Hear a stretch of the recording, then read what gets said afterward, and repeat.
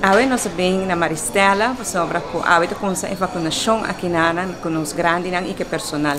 É um momento muito importante, porque dentro da campanha de vacinação, nosso ênfase está riba nos grandes e são mais vulneráveis que nós que proteger. Imaginamos se nós logramos proteger todos os grandes, todos esses são vulneráveis, então com fácil é para nos seguir para adiante, para nos flexibilizar a regra. Aqui na Ana, eu tenho entusiasmo grande, e doctor também informar-me que entusiasmo de personal e de habitantes está muito grande, muito alto. Agora com 79 pessoas que agora vacinar e assim não está seguindo no seguinte dia.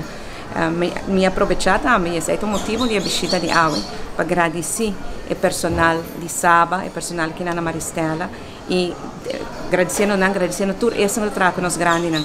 Se a pandemia dá nos muito duro.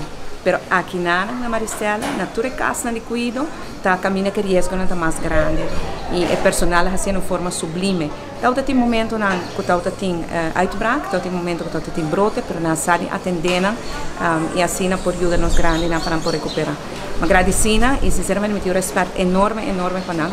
Compartilhar comigo que o cortamento de subsídio e o cortamento de salário é algo que tem peso grande, me compreender esse aí também e uma preventina que nós estamos trabalhando para mirar como nós quita esse aí também e vem com algo outro no seu lugar. Contente com por vir junto com o colega ministro Dangue Odebert para mirar a vacinação, porque queremos de dia que a pandemia a começar. Minha preocupação maior está com nós proteger os grandes e mirando e entusiasmo que não tem para vacinar, sai de lá um pouco mais tranquilo.